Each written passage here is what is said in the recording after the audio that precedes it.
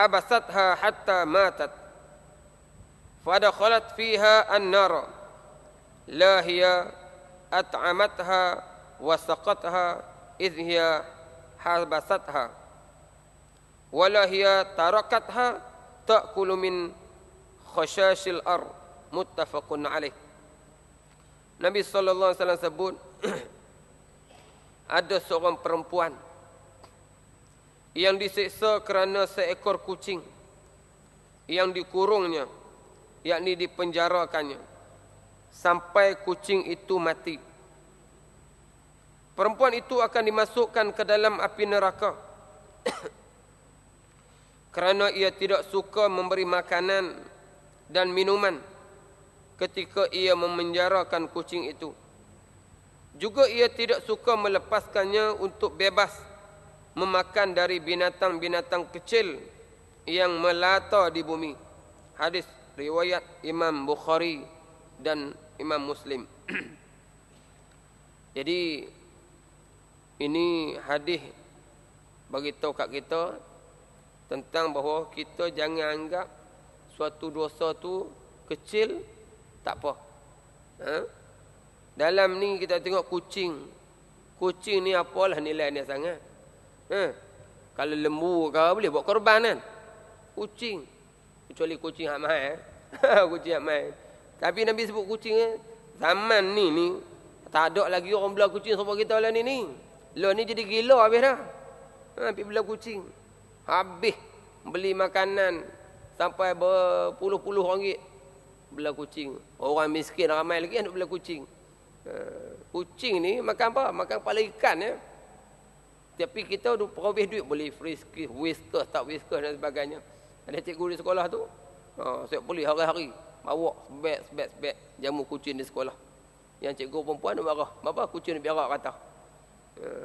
Nak belah kucing balik rumah ada kata, dia belah cikgu sekolah. Baik, tak apalah. Kita nak sebut zaman tu kucing ni sejenis binatang biasa saja.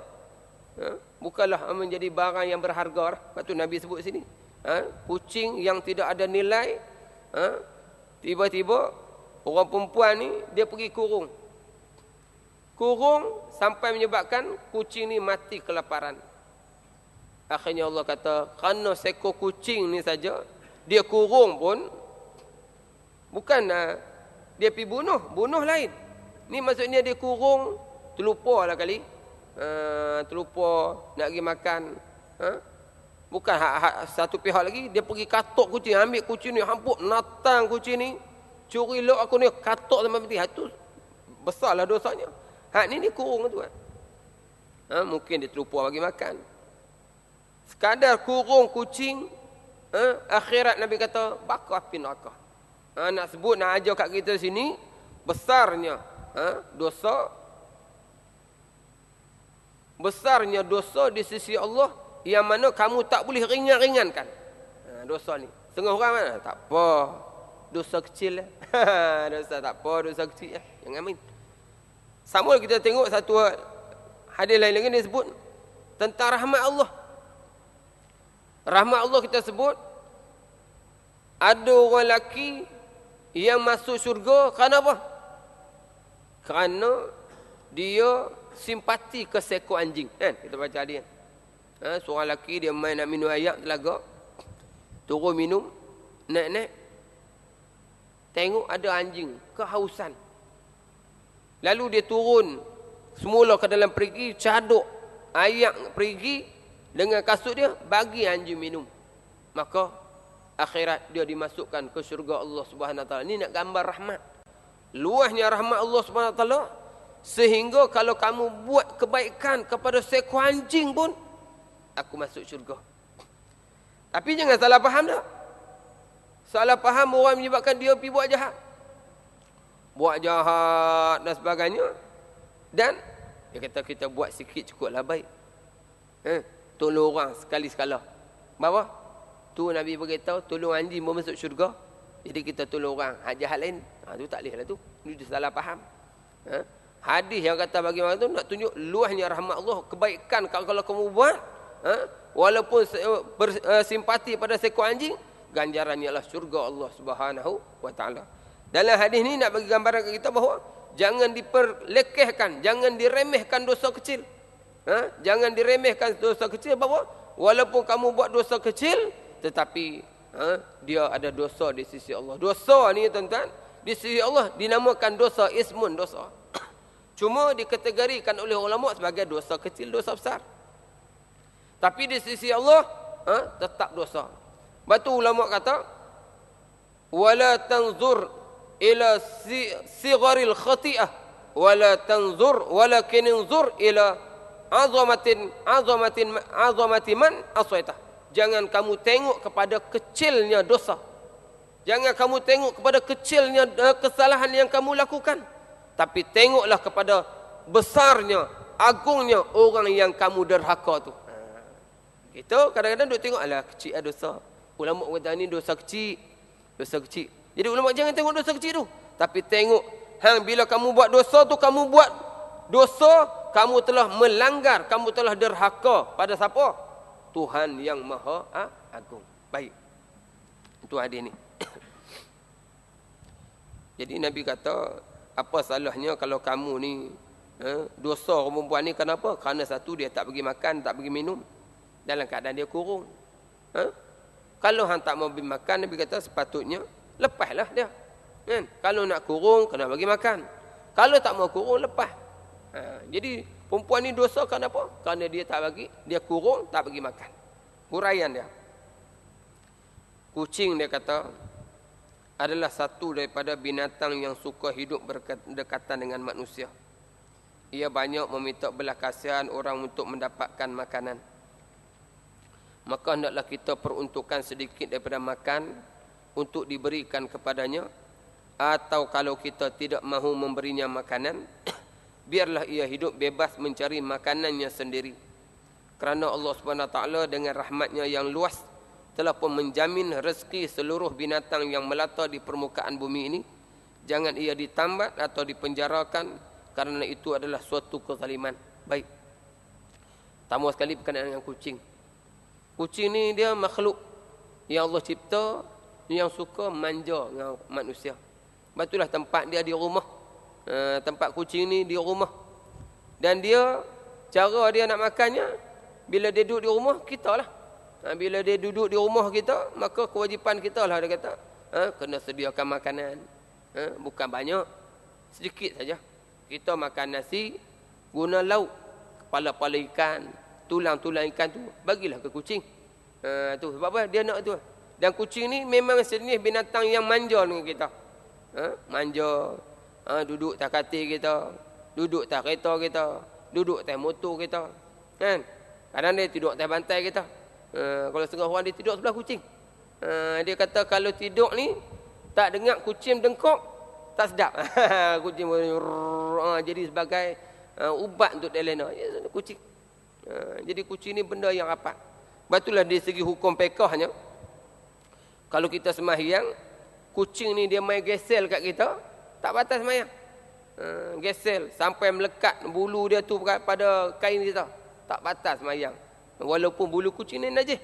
Bulu kucing ni adalah najis. Tapi kalau dia main duk gesel kat kita ketika sembahyang, tak batal. Sebab apa? Dia binatang ni suka. Setengah orang bila kucing main dia, bila dia mengaji kucing, bulu kucing ni najis, kucing main piung sepak tu tengah sembahyang. Sepak tengah sembahyang tak boleh. Ulama kata dia main gesel kita, kalau luruh bulu dia melekat pada tu, tidak batal. Tapi kalau sebelum tu kita ambil bulu kucing, api bubuh, batal. Batal sembahyang kita. Tak sah sembahyang kita bila ada bulu kucing. Sebelum nak sembahyang tengok ada bulu kucing, kena buang dulu. Buang dulu bulu kucing ni. Sebab dia termasuk dalam benda yang najis. Bila sebut tentang najis ni, banyaklah orang kita tentang dia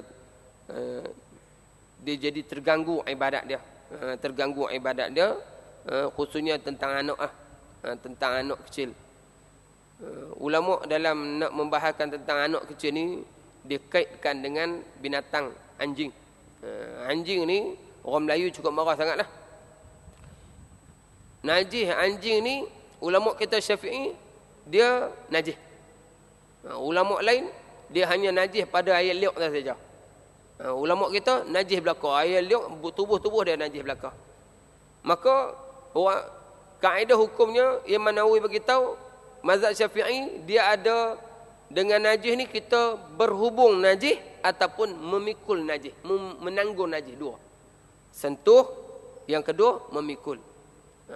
Sentuh dia kata tidak membatalkan. Tapi bila menanggung jadi batal. Contoh.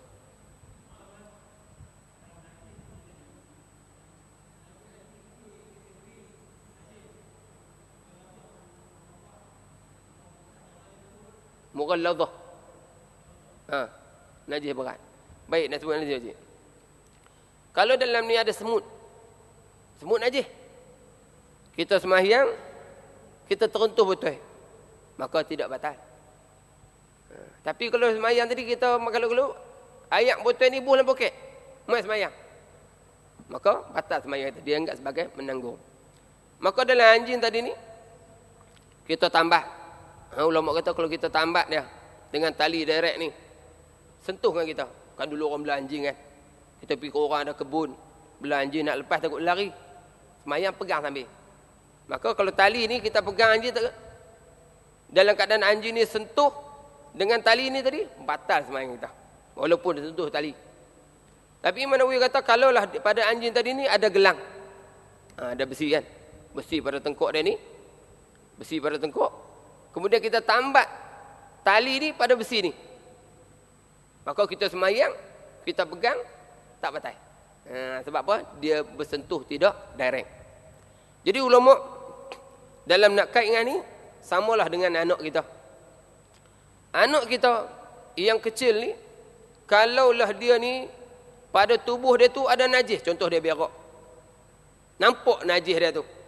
Maka bila dia main sentuh kat kita, batal sembahyang kita. Adapun hari ni anak-anak kita yang kita dah mandi dia, kita dah pakai pampers kat dia. Dia kata pampers, maka anak ni kalau dia sentuh dengan kita tidak batal. Tidak batal.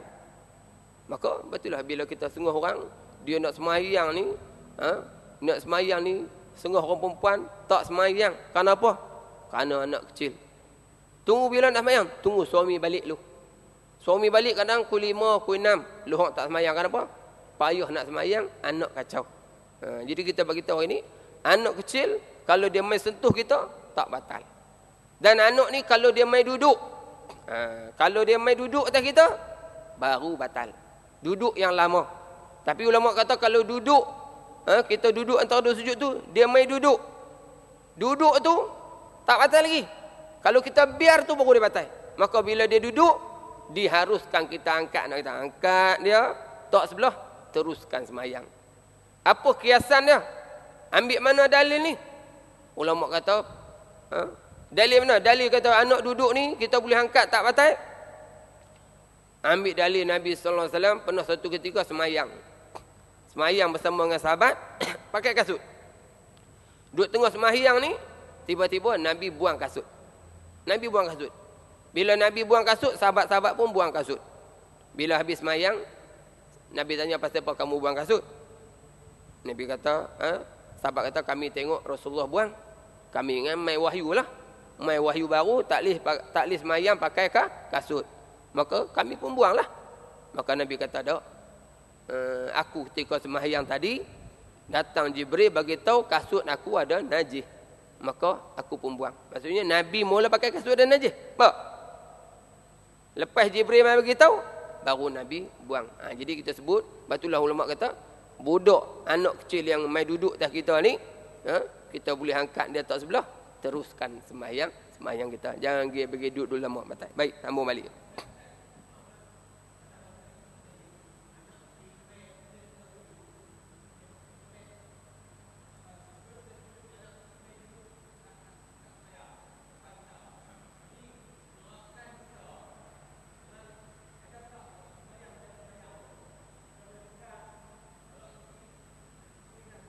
Ya.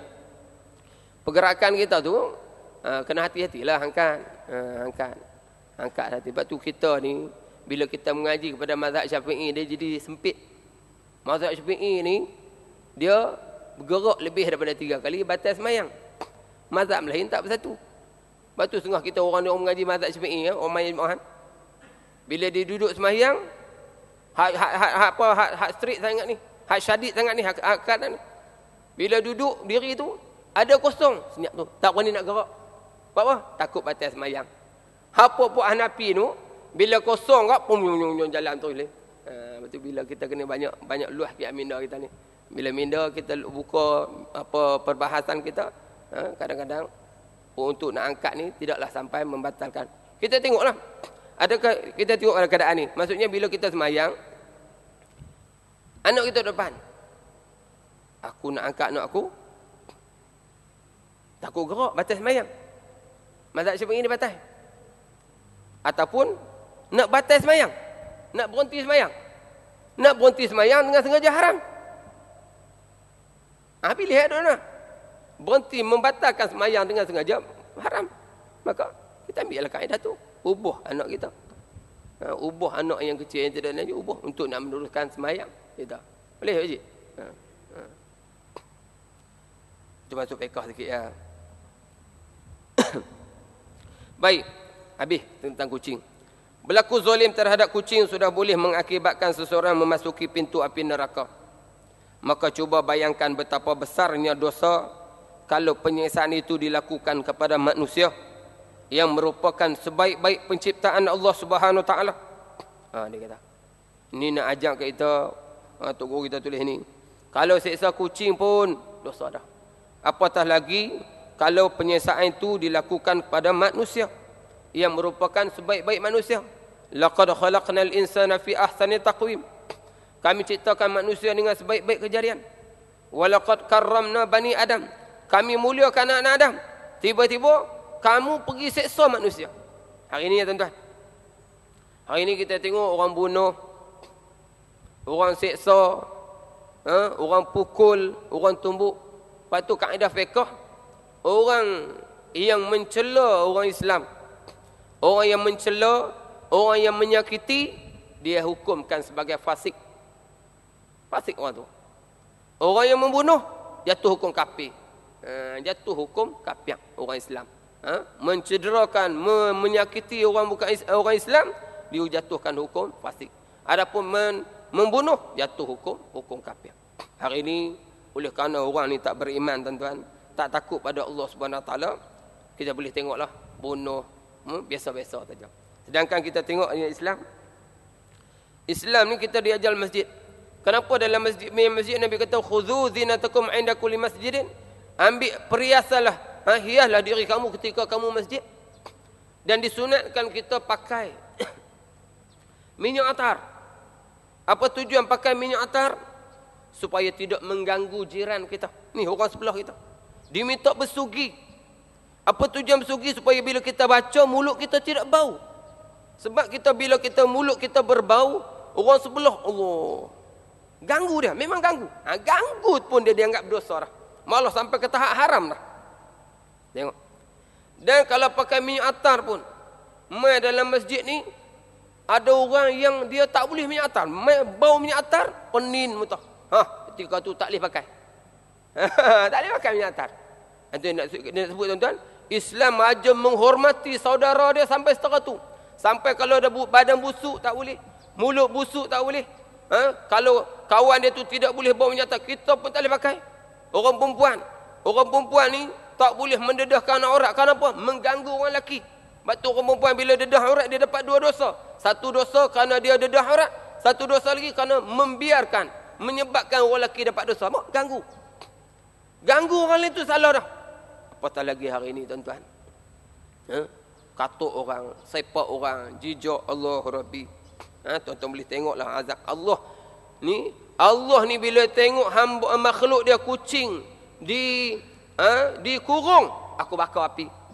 Apatah lagi Allah bila dia tengok makhluk dia, hamba dia, manusia yang dia muliakan diseksa sampai hari ini tuan-tuan. Sebab tu Tuhan beritahu, aku pasti akan menyiksa orang yang menzalimi manusia, lambat atau cepat, tapi pasti aku seksa. Tapi aku pasti akan hukum orang yang buat zalim pada manusia. Lebih-lebih lagi dia kata, apatah lagi kalau penyiksaan itu dilakukan terhadap orang yang beriman dan bertakwa. Hari ini pimpinan ikhwan yang ditangkap, Ahmad Al-Baitaji, Dr. Muhammad Mursi, orang ni hafal Quran. Orang ni hafal Quran. Ditangkap, diseksa, katanya tak diberi makan, macam-macam lah diseksa. Orang ni menangis pada Allah Subhanahu Wa Taala, tuan-tuan. Lepas tu dia kata, kalaulah penyiksaan itu dilakukan terhadap orang yang beriman dan bertakwa, rasanya terlalu besar siksaan yang akan dikenakan oleh Allah Subhanahu Wa Taala sebagai balasan kepada perbuatan mereka yang tidak berperi kemanusiaan itu. Sebab itulah kita Nabi diutuskan untuk hijrah ke Madinah, akhirnya dapat kuasa. Lepas tu bila Nabi dapat kuasa, Nabi jadi Perdana Menteri. Lepas Nabi jadi Perdana Menteri, akhirnya diwariskan kepada Khulafaur Rasyidin, Umayyah, Abbasiyah, sistem khalifah Islam. Yang Nabi ni bersama sahabat-sahabat bila pergi ke negara bukan Islam, aslim taslam, masuklah Islam, nescaya kamu akan selamat. Nescaya kamu akan selamat. Sebab apa? Bila Islam ni memerintah, maka semua orang akan selamat. Orang Islam selamat, orang bukan Islam pun selamat. Tapi bila bukan Islam memerintah, hari ini kita tengok tuan-tuan, bukti terdekat, saudara kita di Burma, kerajaan Buddha Burma, bila dia memerintah, tak ada. Orang Islam tak boleh, nak semayang tak boleh, nak buat rumah tak boleh, dia bakar, dia bunuh ikut dan. Apa? Bukan Islam. Patulah Nabi sebut dalam hadis, sinfan min ahli nar, dua ahli neraka lam arahuma, yang aku tak pernah tengok lagi. Hak pertama siapa dia? Pemimpin yang memukul rakyatnya dengan cumati. Pemimpin yang ada kuasa yang memukul rakyat tu. Ini pemimpin. Tu Nabi kata confirm ahli neraka. Pemimpin yang zalim, yang ada kuasa, tak kira lah pemimpin dia Islam tak Islam kan, tapi bila dia buat zalim kepada rakyat dia, maka dia ahli neraka, nauzubillah. Baik. Lepas tu Allah sebut hadis yang kita sudah baca adalah hadis qudsi. Inna Allah Ta'ala yaqul, ya ibadi inni haramtu az-zulma ala nafsi wa ja'altuhu bainakum muharraman fala tazalamu.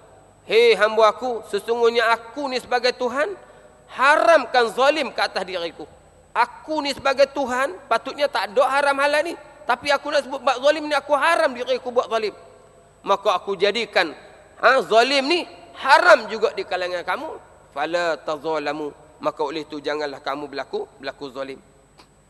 Baik. Allah Subhanahu Wa Taala telah mengharamkan berlaku zalim ke atas dirinya. Maka ia tidak akan menyiksa hambanya tanpa kesalahan. Berarti di akhirat, bila Allah sebut aku ni haram berlaku zalim ke atas diriku, maka Allah tidak akan siksa manusia ni melainkan bila dia buat kesalahan. Tak ada saja Tuhan di akhirat ni pakai buh neraka gitu. Siapa di dunia boleh, orang boleh tangkap seorang tu, buh. Kita di ni ada di polis, dia ada kuasa tangkap, buh lokap tanpa bicara. Dia akan sebagai kesalahan tanpa bicara, masuk kurung. Berapa salah? Tak ada salah apa. Aku nak tangkap hang. Tapi Tuhan Allah dia tidak akan buat itu. Maksudnya manusia yang masuk neraka tu mestilah diadili dan akhirnya masuk neraka dengan sebab kesalahan yang dia lakukan. Tu keadilan Allah Subhanahu Wa Taala. Baik. Maka dan ia juga Allah juga mengharamkan berlaku zalim ke atas sama manusia. Allah haramkan kezaliman ke atas diri dia, dan Allah juga haramkan kita ni zalim sesama manusia. Oleh itu kita janganlah berlaku zalim. Dan bila kita ni pertama jangan berlaku zalim. Yang kedua kita ni jangan hanya tengok orang tu dizalimi. Bila kita tengok saudara kita zalimi, mestilah kita wajib tolong. Sebab orang yang tak tolong saudara dia yang dizalimi, dia anggap sebagai orang yang tak ambil peduli terhadap saudara dia. Yang Nabi sebut, man la yahtamu bi amril muslimin falaysa minhum. Siapa-siapa yang tak ambil berat tentang urusan orang Islam, saudara kita di Palestin dibunuh, tak peduli. Saudara kita di Mesir dibunuh, tak peduli. Maka orang ni dianggap sebagai bukan Islam. Nabi kata kita kena pekah. Kalau boleh orang saudara kita ni dibunuh ni, kalau boleh kena pergi tolong. Kalau tak pergi tolong, kena hantar bantuan, kena hantar duit, hantar bekalan ubat buat pada dia. Kalau tak boleh juga, kena doa lah. Kena doa, minta Allah yang kita doa tu, yang kita buat bagi mana? Allah mansuril ikhwanana minal muslimin. Ya Allah, tolonglah saudara kami di kalangan orang Islam. Kita sebutlah di negeri dan seluruh dunia. Itu sebagai doa kita lah. Sebagai orang Islam mesti doa supaya Allah tolong saudara kita. Baik. Kemudian kita pula jangan bersekongkol. Satu, jangan buat zalim pada orang lain. Dan kalau orang lain kena zalim, kita kena tolong. Dan yang ketiga, jangan bersekongkol dengan orang yang zalim.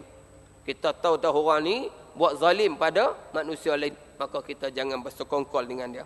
Sebab Nabi kata, man zalama qida shibrin minal ardi tawaqahu sab'a ardin.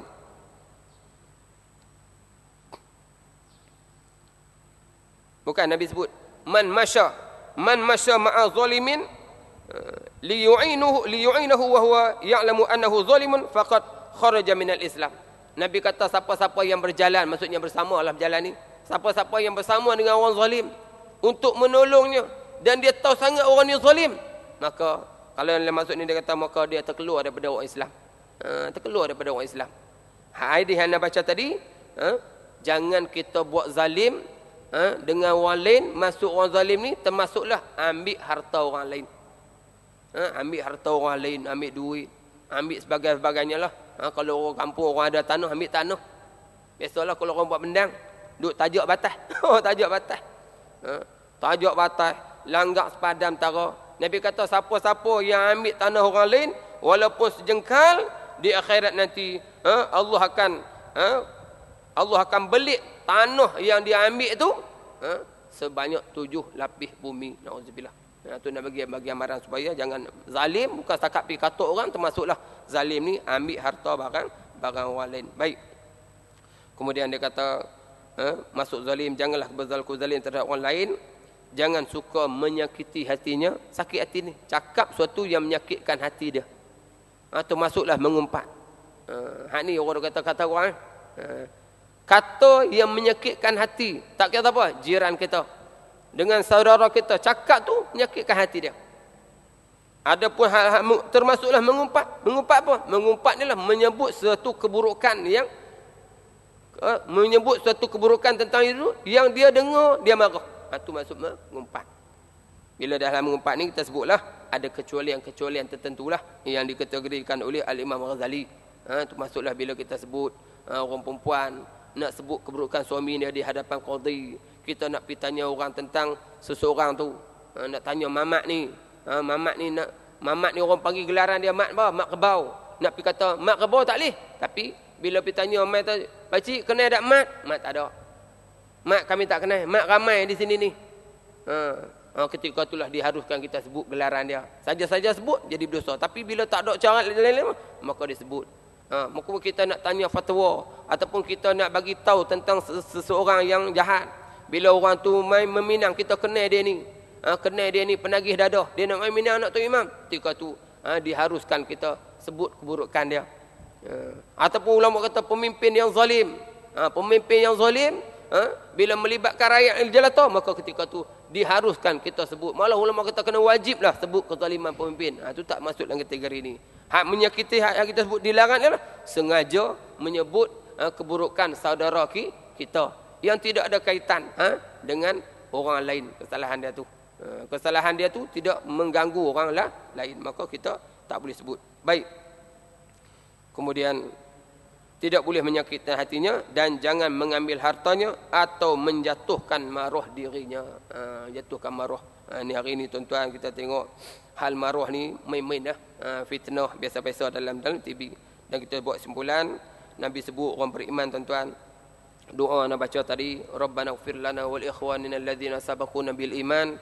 Wahai Tuhan, ampunlah dosa kami, ampunlah dosa orang yang beriman sebelum pada kami. Wala taj'al fi qulubina ghillan lil ladzina amanu. Wahai Tuhan, janganlah kamu jadikan dalam hati kami ni perasaan iri hati, dendam sama-sama orang beriman. Ni tuan-tuan kena ingat. Kita orang beriman, saudara, al-mu'min al-mu'min minal mu'min kal bunyan. Yashuddu ba'dahu ba'dah. Yashuddu ba'dhum ba'dah. Orang mukmin dengan orang mukmin yang lain ibarat satu bangunan.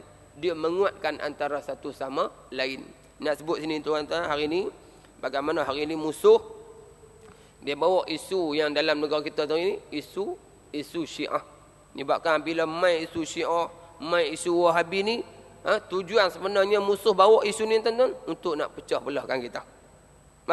Sedangkan Amerika bila dia nak serang umat Islam, dia tak tanya hang Syiah ke Sunni. Hang Sunni serang. Hang Syiah tak dia serang belakang. Amerika ni dia serang belakang. Maka dia bawa isu hak berlaku di Syria, dia bawa mai sini. Pembunuhan di Syria adalah pembunuhan orang Syiah terhadap Sunni. Padahal yang berlaku di Syria tuan-tuan betul? Kezaliman Bashar. Bila Bashar ni zalim, rakyat dia bangkit. Bila rakyat dia bangkit, maka dia bunuh habis. Itu Bashar. Tapi hak mai kat kita, Syiah bunuh Sunni. Apa tujuan? Nak balas sama kita tuan-tuan. Jadi kena buat simpulan hari ni tuan-tuan. Termasuklah kita hari ni, orang Melayu ni banyakkan duk balas sama-sama dia lah. Duk balas sama-sama. Dia jadi kita hari ni duduk semayang tuan-tuan. Baliklah. Balik semualah kita ni ya beriman pada Allah Subhanahu Wa Taala. Duduk dalam sebuah masjid, sepatutnya kita kena bela sama-sama kita. Contoh kita sebut tuan-tuan, dia orang Kelantan tu. Orang Kelantan tu orang Melayu belakang. Tapi pengkhianatan dilakukan oleh orang kita Melayu sendiri. Sekat nak tu, sekat nak ni, sekat ni. Hak tempat Cina tak sekat pula. Ini suasana yang berlaku. Lepas tu kalau kita baca balik, ngaji balik, patutnya utamalah orang Melayu. Asalkan dia ni orang Melayu, orang Islam, bantulah, tak payah kira apa-apa. Bapa musuh kita orang kafir, bukan orang Islam. Bila kita baca hadis ni, kita bacalah bahawa orang Islam ni dia bersaudara. Innamal mu'minun ikhwatun fa aslihu baina akhwaykum. Orang beriman ni adalah bersaudara. Kita tengok tentang hari ni banyak dah berlaku perbalahan di antara kita ni, pengkhianatan di kalangan orang Islam bersama dengan orang Islam sendiri. Khianat, berlaku pengkhianatan antara orang Islam dengan orang Islam ni. Dengan orang bukan Islam bagi layanan yang istimewa.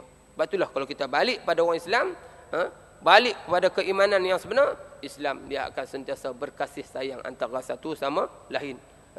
Muhammadur Rasulullah walladzina ma'ahu asyidda'u 'alal kufar wa ruhama'u bainahum. Muhammad Rasulullah dan orang-orang beriman bersama dengannya. Orang-orang yang beriman pada asyidda'u 'alal kufar. Kasar dengan orang kafir, ruhama'u bainahum. Berkasih sayang antara satu sama lain. Jadi insya-Allah tuan-tuan, baliklah kita sama nak satu hati ni kena sembahyang, kena mengaji, faham Quran elok, ikut Quran selesai masalah. Tapi kalau kita ikut orang, payah. Bapa orang ni banyak kepala. Tapi kalau ikut Quran insya-Allah boleh satu. Wallahu alam. Aqulu qawli hadza astaghfirullahal azim li wa lakum wa lisairil muslimin wal muslimat. Assalamualaikum warahmatullahi wabarakatuh. Ada soalan je?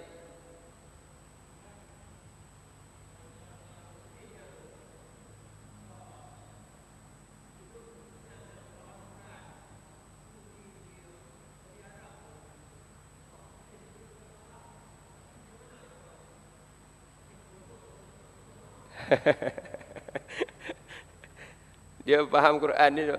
Dia faham Quran tak ni? Yang penting turut Quran. Bila turut Quran tu masalahnya orang faham Quran tak mau turut banyak. Berapa ramai ulama-ulama dia lagi faham daripada kita tapi lawan Islam. Lepas tu ulama lagi faham. Dia faham Quran tapi dia tak mau turut. Masalah lepas tu dia kata kita kena turut Quran. Bila turut Quran boleh bersatu. Siapa orang semayang?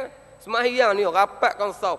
Kemudian apa tujuan kamu semayang? Semayang bila faham falsafah semayang, faham falsafah Jumaat semayang Jumaat, barulah dia akan jadi orang yang bersatu hati. Tapi kalau dia main semayang, pakat rokok sujud saja, tak faham apa falsafah semayang tu, lepas tu dia bagi salam, setengah orang huluk salam tak mau. Lepas bagi salam dia kelih, dia khianat macam-macam, apa tak faham. Dia tak mau hayati falsafah semayang. Samalah teman. Orang hari ni kadang satu pihak tak faham Quran tu, satu pihak faham tapi tak mau turut. Tahu sangat halal ni, haram ni, buat juga. Tak maulah tu Arab. Arab hari ni berlaku itu. Kenapa? Mereka tak turut. Lepas tu Nabi sallallahu alaihi wasallam turun menyatukan orang-orang Arab. Orang Arab satu-satu atas nama Islam. Nabi tak satu atas nama bangsa Arab. Satu atas Islam. Waktu bila boleh duduk sekali, Salman Al-Farisi boleh duduk sekali. Tapi hari ni orang tinggal Quran, orang perjuangkan kebangsaan, perjuangkan bangsa, jadi masalah. Boleh buat itulah. Bila perjuangkan kebangsaan, Arab mula perjuangkan kebangsaan ni. Lepas itulah Arab boleh minum teh tarik dalam keadaan Arab Palestin dibunuh. Apa? Sebab dia tak turut Quran. Kalau dia turut Quran, sebab kita ni, orang Melayu kalau turut Quran, tak akan ada orang Melayu sanggup buat khianat pada orang Melayu sendiri. Wallahu alam. Bismillahirrahmanirrahim. Alhamdulillahirabbil alamin wassalatu wassalamu ala asrafil anbiya'i wal mursalin wa ala alihi wa sahbihi ajma'in. Allahumma inna nas'aluka 'ilman nafi'a wa rizqan thayyiban wa 'amalan mutaqabbala. Allahumma anfa'na bima 'allamtana wa 'allimna ma yanfa'una. Rabbi zidna 'ilma warzuqna fahma. Allahumma faqihna fid din wa 'allimna ta'wil. Wahai Tuhan, fahamkanlah kami tentang hukum hakam agama, fahamkanlah kami tentang tafsiran Al-Quran. Waj'alna min ibadika shalihin, jadikanlah kami hamba-hamba kamu yang soleh. Rabbana atina fid dunya hasanah wa fil akhirati hasanah wa qina adzaban nar. Sallallahu ala sayyidina Muhammad wa ala alihi wa sahbihi ajma'in. Walhamdulillahi rabbil alamin.